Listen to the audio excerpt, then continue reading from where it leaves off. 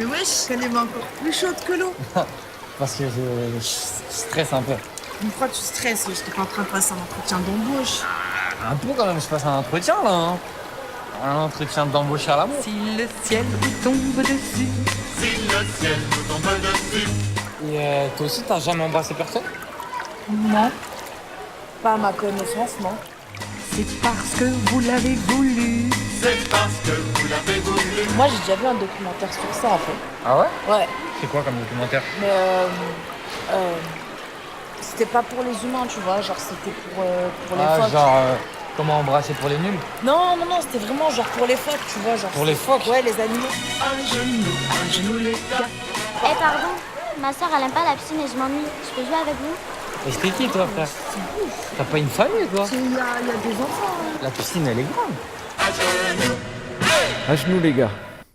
Donc, on reçoit Antoine Desrosières Bonjour. et les deux actrices éco-scénaristes du film qui se met à me raconter ce film. Ok, Swad. Donc, C'est l'histoire de deux sœurs qui sortent avec Donc, deux Rim. meilleurs amis, Rim et Yasmina, Yasmina. exactement, qui sortent avec deux meilleurs amis garçons, les garçons. Et l'une part en voyage scolaire et l'autre se retrouve en soirée avec les deux. Il se passe, embrouille, tout ça, bref. Et à un moment dans le film, il arrive qu'elle se retrouve dans un parking avec son copain et l'autre garçon et se fait manipuler. On lui retourne le cerveau, on lui bouffe le cerveau pour qu'elle fasse une fellation au copain de sa sœur, qu'elle finit par accepter et à céder plutôt. Et elle est filmée à son insu. Et de là, commence un chantage à la sextape. Voilà, ça va, j'espère que c'est... moi j'ai compris, j'ai vu le film, donc. Mais c'est à peu près ce que j'ai vu comme Ça film, va. effectivement. Ah. Donc, ok, alors d'où est venue l'idée, Antoine, de ce film? Ça part d'une idée d'un fait réel? Alors effectivement, l'histoire est inspirée d'un témoignage et on a eu envie de le raconter parce que c'était une façon de prolonger le travail qu'on avait initié avec un film auparavant, Aramis, qu'on avait fait tous les trois ensemble. Et donc Aramis parlait de la tension qu'il y a entre interdit et frustration, et celui-ci permettait de prolonger la réflexion en allant de la frustration, comment elle engendre de la violence. Et donc former une espèce de diptyque sur le lien qu'il y aurait carrément de l'interdit à la violence, en rêvant à un monde où il y aurait moins d'interdit et moins de violence. Comment vous avez choisi vos deux actrices? Alors vous les avez choisies au démarrage sur Aramis, Oui, et bien évidemment gardées sur effectivement. À genoux, les gars. Le choix remonte à Aramis, puisqu'après, comme tout s'était passé de manière très heureuse sur ce film-là, Aramis, avait c'est 2015, c'est ça? il est sorti en 2015, effectivement. Et donc, on n'avait qu'une envie, c'était effectivement de retravailler ensemble sur quelque chose de plus important. Mais donc, le choix, c'est tout simple, je les ai beaucoup cherchés. C'est-à-dire qu'on a fait un casting qui a duré 7 mois. On a rencontré 400 jeunes femmes. Et peu à peu, Inas s'est d'abord imposée par sa drôlerie, en fait. Et puis, on avait du mal à la trouver qui lui mettre en face. Et un jour, Johanna Lecomte, qui est la directrice de casting, a trouvé dans la rue Swad, qui n'aurait sans doute pas répondu spontanément Donc là, à une c'est du annonce. casting sauvage, quoi, comme on dit. Ça s'appelle comme ça, ouais. Mais la leçon, c'est que pour trouver des gens très bons, il faut chercher beaucoup. Et qu'en rencontrant plus de monde, on rencontre des gens meilleurs. Mais ce n'est pas forcément ceux auxquels on peut s'attendre. C'est-à-dire qu'on ne peut vraiment pas savoir qui va se révéler quand on fait du casting. Et avant de voir Swad devant une caméra, on ne savait pas qu'elle était géniale. Mais une fois qu'on l'a mise devant une caméra, ainsi qu'Inas, l'évidence Très est apparue. clairement, on sent en les voyant à l'écran qu'on a certainement une ou deux des révélations des futurs Césars. En général, quand j'ai dit ça, les choses sont arrivées. Donc, c'est vrai. ouais. Moi, à la limite, je ne vais Pour pas leur Zita laisser Enro, répondre. on lui a prédit Moi, je pense les Césars, et c'est arrivé. que c'est fort probable. Vous avez prévu ça à qui? Pour Rita Enro. Zita Ah oui, Enro. oui, effectivement. Oui. Voilà, pour Fatima. Ah oui. Et, Bon, elle est un peu c'est plus vrai âgée que qu'elle toi. était, se disait, oh, c'est pas possible. Et finalement, le soir des Césars, on avait son frère qui était Ouais. ici pour un autre film. Ouais. Et je lui dis, mais rassure-toi, ta sœur va voir le César. Donc, effectivement, une demi-heure après, elle avait le César. Bon, on fera le point. On fera le point l'année prochaine. On verra un petit chèque. Ouais. Donc, merci. Voilà. Donc, ce film, on a un peu les codes du YouTube, quelque part. La façon de cadrer, façon d'épurer. Oui. Je suppose que c'est une volonté de travail. C'est pas un oui, hasard. Je l'assume et je le revendique. Il y a plusieurs manières de l'argumenter. D'abord, il y a l'idée que, à mon avis, quand on raconte une histoire importante avec des acteurs qui la jouent bien, toute manière de compliquer la mise en scène crée en fait un filtre entre le spectateur et l'histoire. Pour moi, il faut regarder les choses simplement. Donc je mets la caméra devant, je mets les personnages au milieu, et puis je les laisse faire. Donc c'est effectivement assez sommaire comme mise en scène. Donc ça veut dire que finalement il y a énormément de rush. Ça par contre il y a beaucoup de rush, oui. Oui, l'autre manière de réfléchir à ça, c'est que finalement, le film aimerait beaucoup atteindre un jeune public, celui qu'on a du mal à ramener dans les salles, mais on y travaille de toutes les manières du monde, on verra si on y arrive. Et moi, j'observe que quand les stars de YouTube font des films au cinéma, souvent ils essayent de faire de la mise en scène comme les films qui font. Et puis ça marche pas du tout. Ils se plantent. Ouais. Ça marche pas du tout. Alors nous, on fait l'inverse, on tire les leçons de YouTube et puis on le fait au cinéma.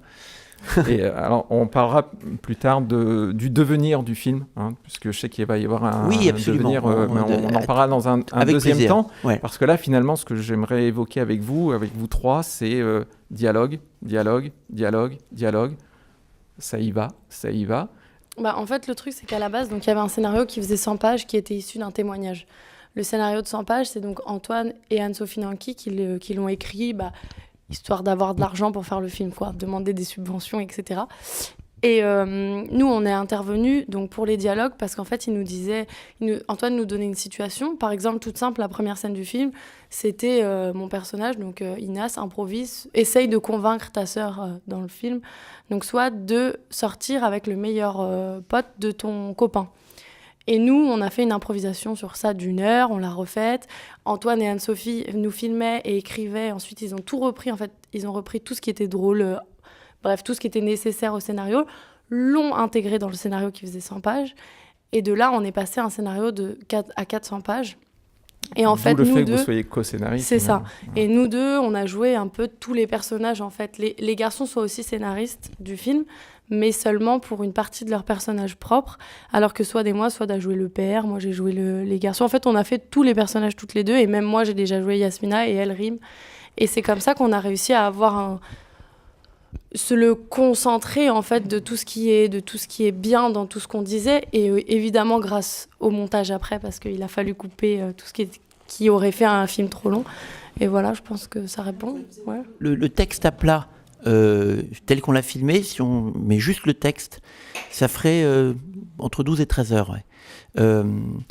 Mais effectivement, il y a une chose intéressante dans ce que dit Inas, c'est qu'en fait, l'écriture de chaque personnage bénéficie de l'apport de plusieurs co-scénaristes, et finalement, chaque acteur, quand il s'est réapproprié les mots au moment de les interpréter, se réapproprier non seulement ses propres mots, mais aussi les idées des autres qui avaient été intégrées dans le scénario. Donc en fait, c'est un travail collectif qui ensuite a été redistribué pour chacun des acteurs, avec chacun son personnage. Mais tout le monde a bénéficié des idées des autres. Voilà. Comment s'est fait le choix des chansons qui accompagnent le film, qui d'ailleurs on pourrait dire, sont des chansons qui ont été écrites pour le film? Ou alors on pourrait aussi, d'une façon très, très pessimiste, dire finalement, depuis que ces chansons ont été écrites, rien n'a changé? Oui, en fait, alors comment je les ai choisies?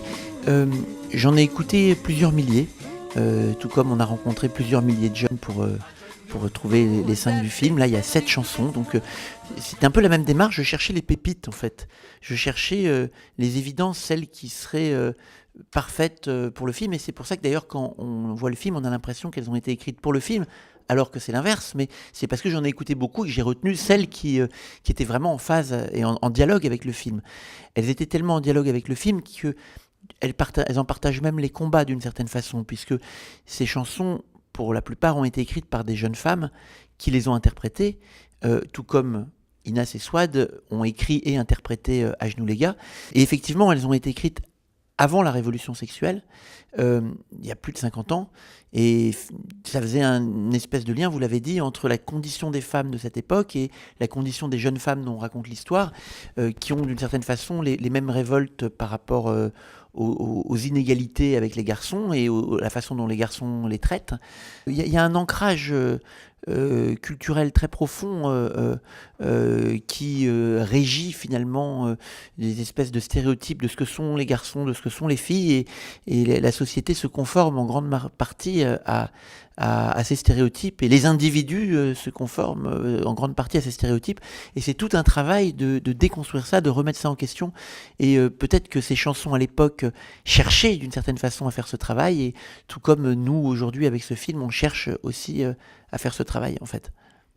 Moi je trouve que le film aborde un sujet très grave sur le ton de l'humour, bien évidemment, sur le ton de la comédie, mais qui est le sujet du viol, parce qu'il faut appeler un chat un chat. À partir du moment où il y a pénétration, il y a viol, et quel que soit l'endroit. Et surtout, viol, c'est pas consentant. Oui, donc à partir du moment où il y a pénétration, je tiens à souligner qu'il y a beaucoup d'actes avec pénétration qui ne sont pas des viols, qui sont désirés, désirés, qui sont épanouissantes. Donc, finissons la phrase. Oui, tout à fait.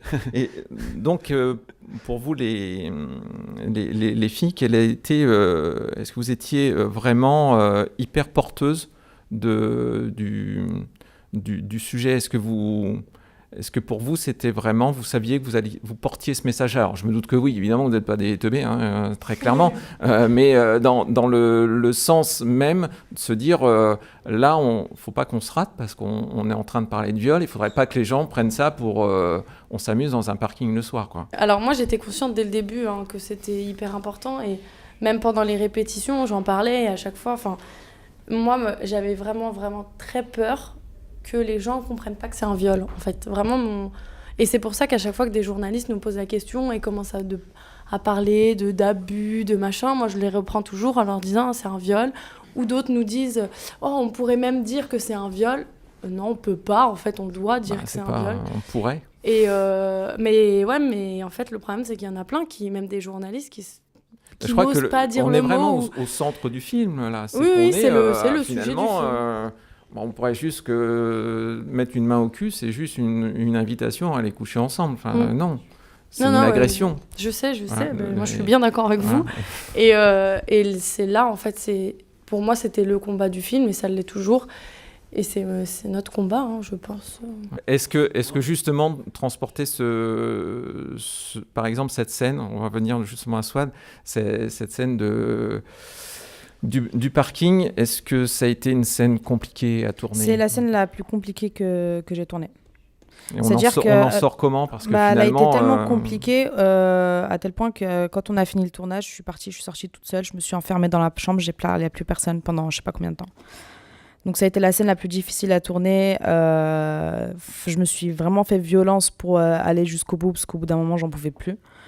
Elle a été fatigante, j'avais plus d'énergie. En fait, je sais pas si c'est parce que je m'étais imprégnée du personnage, si c'est parce que je m'étais mise à la place de Yasmina, si c'est parce que... Je sais pas exactement ce qui s'était passé, mais elle a été hyper lourde. Et même quand j'ai vu le film, j'étais pas bien. J'étais pas bien du tout, même par rapport en général, mais surtout cette scène en particulier, elle a été hyper dure. Swad est parfaite dans cette scène.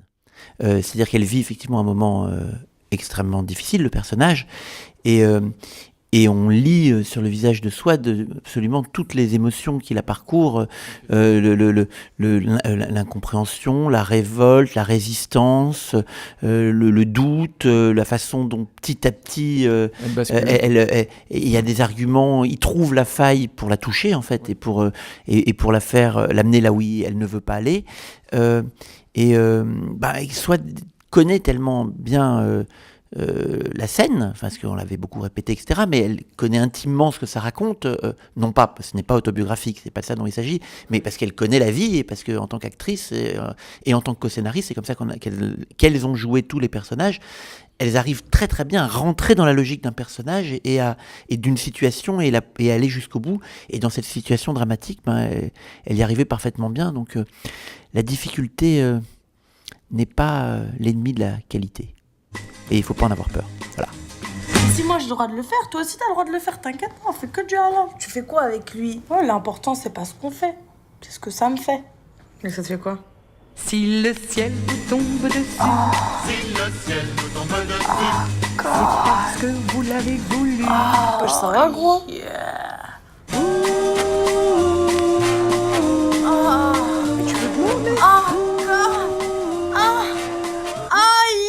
Pourquoi tu cries? Qu'est-ce qu'il y a? Attends. Yes.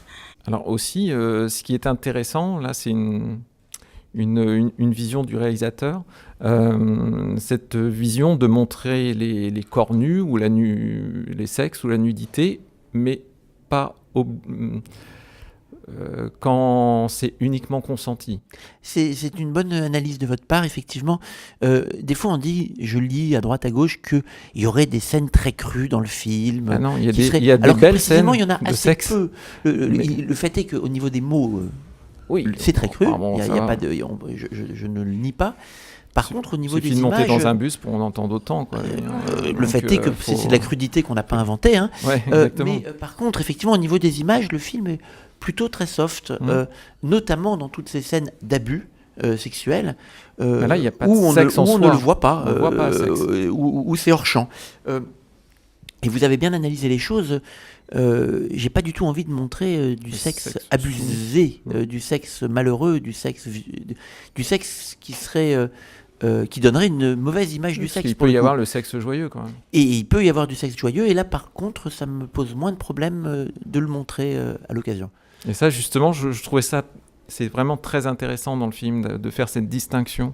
On n'est pas obligé d'aller jusque-là. C'est-à-dire, voilà, on comprend que cet abus qui est un viol est suffisamment dégueulasse dans les propos et dans le fait. On n'est pas obligé en plus. Je crois que la scène est violente. La scène est violente parce qu'elle raconte que le spectateur reçoit la violence en question dans la figure, qu'il a même un petit peu honte de rire parce qu'elle est violente et drôle, et que le rire du coup grince, pose question. Mais une chose que je n'entends jamais sur le film, c'est qu'il serait vulgaire, alors qu'il est très cru. On fait bien une distinction entre la crudité et la vulgarité. Et je pense que si je n'entends pas ça, c'est précisément parce que, vis-à-vis de certaines choses, j'ai gardé une distance particulière. Et le choix de ne pas avoir montré de manière voyeuse ces actes de viol et ces actes horribles est sans doute une des raisons pour lesquelles le film n'est jamais taxé de vulgarité dans aucun des le film est interdit au moins de 12 ans. Avec avertissement, oui. Voilà. Il y avait eu un moment, au moment de Cannes, on parlait de 16 ans, mais finalement, c'est revenu dessus. Alors très vite. effectivement, il a été quelques semaines interdit au moins de 16 ans, mais pas vraiment, puisque la ministre n'avait pas signé. Mais il est repassé devant la commission qui a de manière plus compréhensif par rapport aux véritables intentions du film, interdit le film au moins de 12 ans. Je dis que c'était plus compréhensif parce que ça vise un certain public. Parce qu'on aimerait beaucoup que le film soit vu par les adolescents pour qui la question du consentement est encore fragile, est encore en construction. Et ceux-là, c'est ceux qui sont entre la puberté et l'âge adulte. Et si on leur interdisait de voir le film, on interdirait au film de faire son travail. Et ce travail-là, quand le film est vu par des jeunes, il le fait. On le constate dans le dialogue qu'on a avec eux, dans les retours qu'on a par la suite. Le film fait le travail pour lequel on l'a conçu. Maintenant, le travail qu'on doit réussir à faire, c'est que ces jeunes le voient aussi nombreux que possible. C'est vrai que là, je m'adresse à nos auditeurs. C'est nos auditeurs qui sont profs. C'est très important d'emmener les jeunes voir ce genre de film. Alors c'est vrai, il y a des films historiques, mais là, on est dans l'histoire présente. Je dirais même, si je devais m'adresser aux profs directement, je leur dirais utiliser le film comme un outil pour libérer la parole des jeunes. À votre programme, vous avez de l'éducation sexuelle, c'est prévu au programme. Vous n'avez pas toujours les outils pour aller au fond du sujet, des sujets importants, c'est-à-dire des sujets qui permettraient de faire de la prévention précisément par rapport aux violences que vos élèves peuvent subir ou causer, et que ce film, on l'a vu, on l'a constaté, fait véritablement changer les mentalités des jeunes qu'il voit.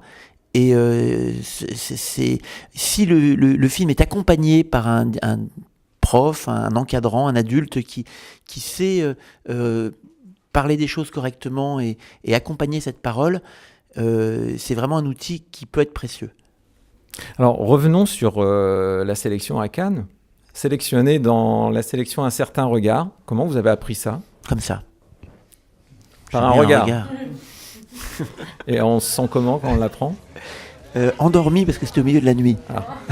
Thierry Frémaux appelle la nuit donc. Ah mais alors vraiment il est sans gêne ce Thierry. Ah oui.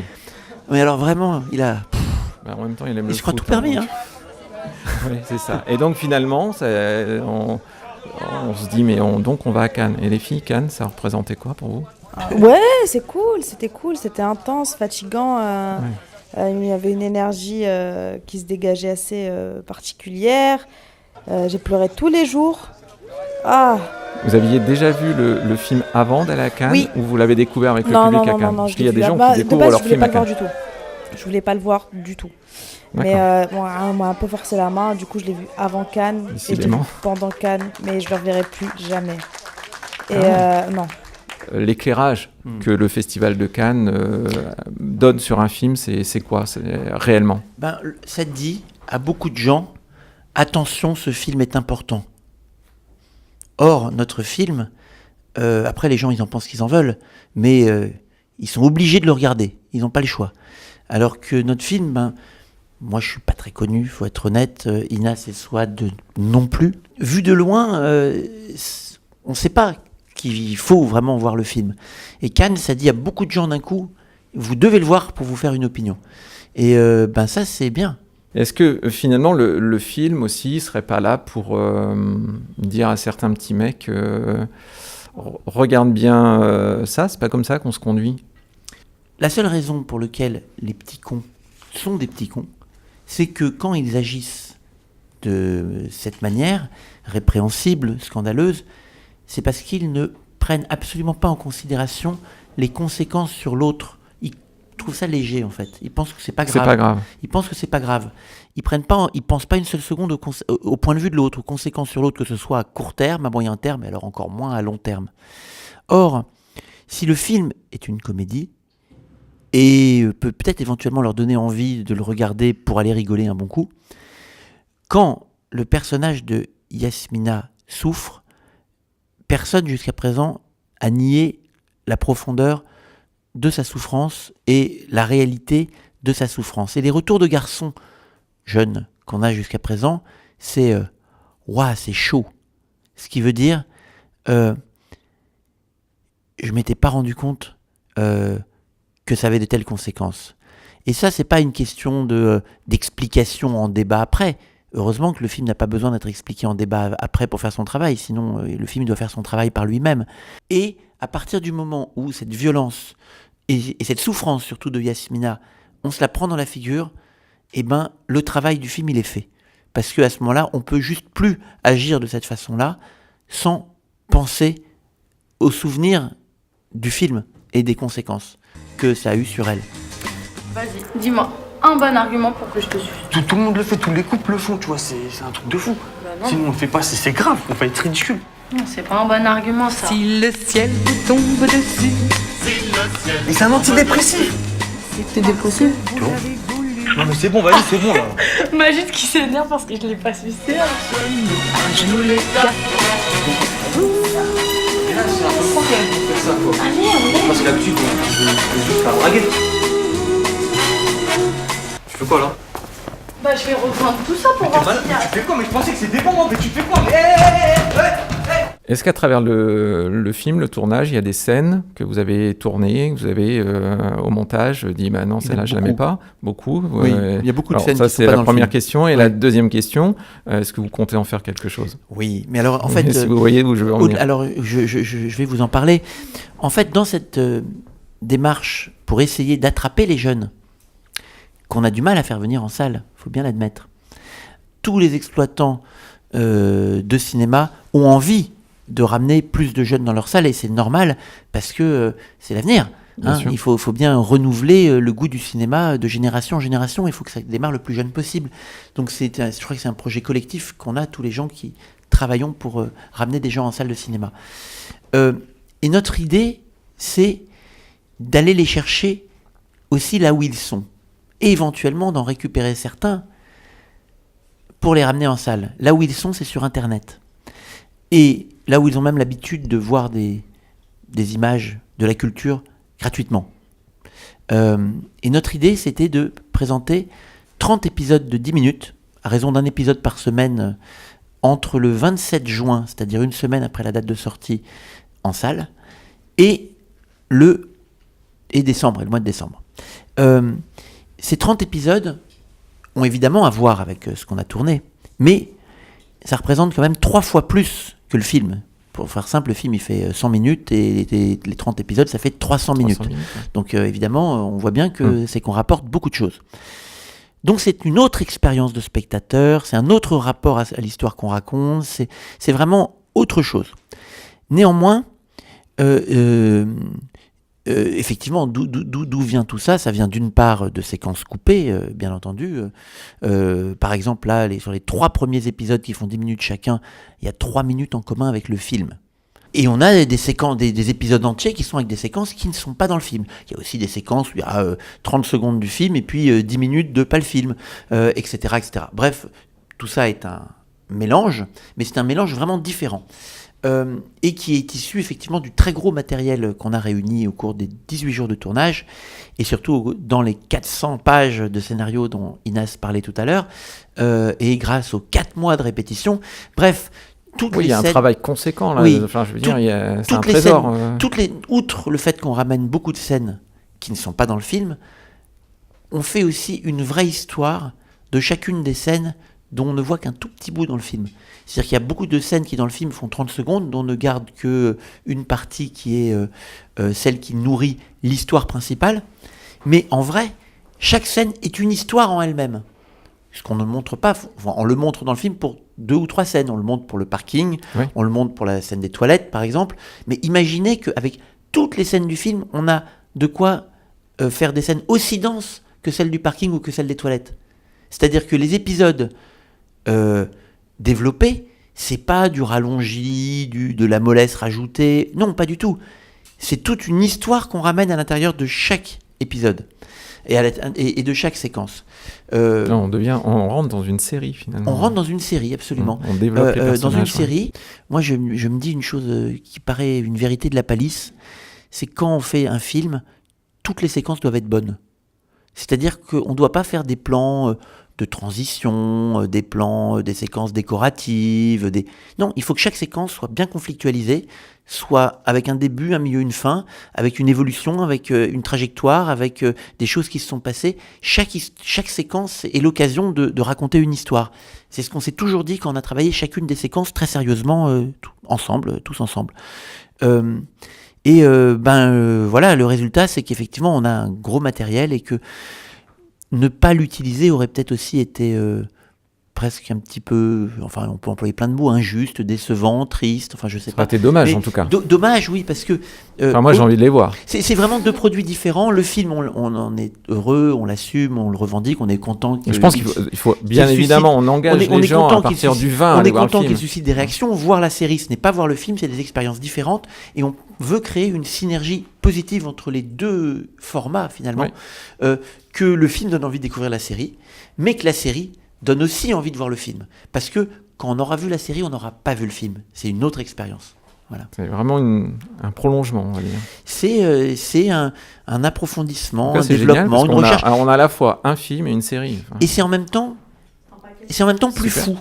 Parce qu'il y a beaucoup de délires qu'on s'est autorisé dans la série et qu'on ne s'est pas forcément autorisé dans le film. Donc il y a des choses qui partent à des niveaux de délire que vous pouvez même pas imaginer. Ça intéresse encore plus. Là. Donc c'est à partir de quand ? Du 27 juin. Et ce sera ce sera sur YouTube et sur plein d'autres plateformes, sur Facebook. Yasmina Erim, qui est un nom de série YouTube, de prénoms comme ça, voilà. Donc vous voyez, on est dans les codes on est vraiment dans les codes du genre YouTube. Ouais. Ok, alors pour terminer cet entretien, il y aurait tellement de choses encore à dire sur le film qu'on pourrait effectivement non pas faire 100 pages mais 400, hein, mais on va ralentir et arrêter avec cette dernière question. Vous rencontrez ce soir le public à Beauvais, c'est pas votre premier endroit d'avant-première. Le film sort le 20. Quel est le 20 juin? Quelle est pour vous l'importance justement de ces rencontres, que ce soit en avant-première ou pas, avec le public, ce contact avec le public, voir les gens en vrai? Je pense que ce serait bien qu'on dise chacun un mot là-dessus. Ah oui. Inès? Moi, je trouve ça super important parce que la dernière fois, on a fait une avant-première en fait. Et puis, au tout début du débat, il y a une fille qui parlait, qui avait pas l'air bien. Elle était même pas contente. Enfin, on sentait pas trop. Je savais pas trop comment elle était. Je voulais lui parler à la fin, mais elle est partie. Elle a pas du tout attendu la fin du débat. Elle est partie. Et 5 jours après, je reçois un message sur Facebook d'elle. Un message qui faisait, je sais pas, c'était un roman, vraiment super long. Et en fait, dedans, elle m'expliquait qu'elle avait réagi comme ça, qu'elle était désolée, qu'elle voulait pas nous blesser, nous vexer ou quoi que ce soit. C'est juste que, en fait, toutes ces histoires lui sont arrivées et qu'elle était pas dans son état normal, qu'elle était hyper bouleversée d'avoir vu ça. Et donc, moi, je savais même pas comment réagir. Alors, je lui ai donné mon numéro et puis on est resté 2 heures au téléphone pour en parler. Alors, elle m'expliquait le film en me disant « Mais moi, j'ai eu l'impression que ceci, que cela en regardant le film. » Et à chaque fois, je lui disais, bah oui, c'est ça, en fait, ce qui se passe dans le film, c'est exactement ce qu'on voulait dire, et tu résumes même le film mieux que moi. Alors voilà, et je trouve que c'est du coup très très important pour nous, en tout cas, de voir les gens, les vrais gens, qui vont voir le film justement pour ce genre d'histoire. Voilà. Bah, comme elle vient de dire, c'est nécessaire de part pour pouvoir discuter avec les potentiels petits cons. Qu'on puisse qui alors chacun perdront, chacun son registre, les filles désespérées et les petits cons, donc ok, donc soit les petits cons c'est par ici, c'est pour moi. Pour justement, s'il y a des incompréhensions, qu'on puisse leur expliquer, si eux ils se réveillent puis qu'ils nous expliquent, puis qu'il y a cet échange. Je pense que la communication c'est la clé de tout. Et c'est pour ça qu'on essaie d'accompagner le plus possible le film et qu'on va continuer à l'accompagner le plus possible, le plus loin possible, pour justement avoir des retours, pouvoir en parler, pouvoir discuter, pouvoir avoir d'autres témoignages, pour avoir des personnes bouleversantes comme ça et pouvoir leur expliquer quel était notre but avec ce film. Donc voilà, je pense que c'est très nécessaire et c'est important la communication. Il faut toujours communiquer. Moi, ce que j'aimerais vous dire à toutes les deux, c'est qu'on rencontre beaucoup d'artistes. Vous êtes des artistes, mais vous êtes des artistes authentiques, ce qui n'est pas toujours le cas. C'est-à-dire vous avez le film est sans artifice. Et vous êtes aussi sans artifice. Et ça, c'est intéressant, parce que finalement, pouvoir dire aux gens ouais, vas-y, appelle-moi, c'est pas courant. Antoine. Je veux répondre à votre même question. Moi, j'ai plusieurs degrés de réponse. Je peux faire un peu le technicien de cinéma, c'est-à-dire dire que moi, je passe des mois au montage à faire des choix tout le temps. Et à chaque fois que je fais un choix au montage, je perds quelque chose et je gagne quelque chose.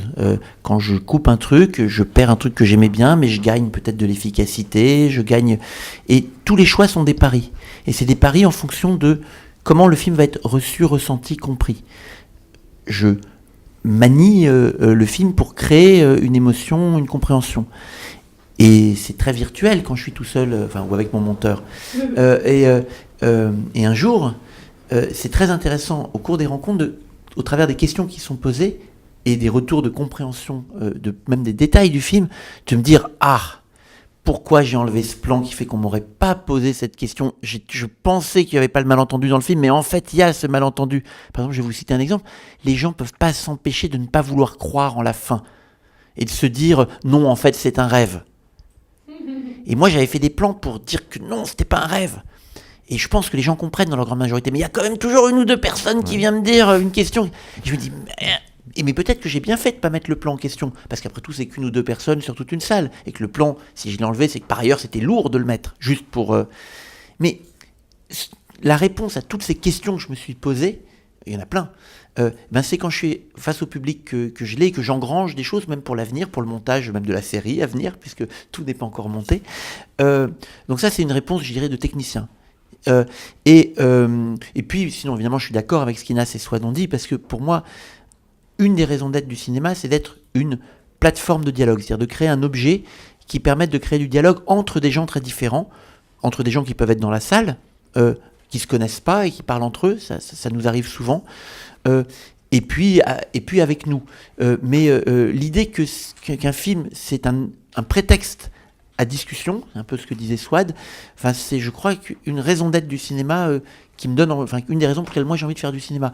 Donc c'est une vraie chance d'accompagner le film partout où on nous le demande, et on espère notamment l'accompagner auprès des jeunes, si des profs ou des travailleurs sociaux ou des infirmières dans des hôpitaux psychiatriques, partout, n'importe où, n'importe qui voudrait prendre possession du film pour s'en servir, peut compter sur nous pour l'accompagner, et en plus on est facile à joindre.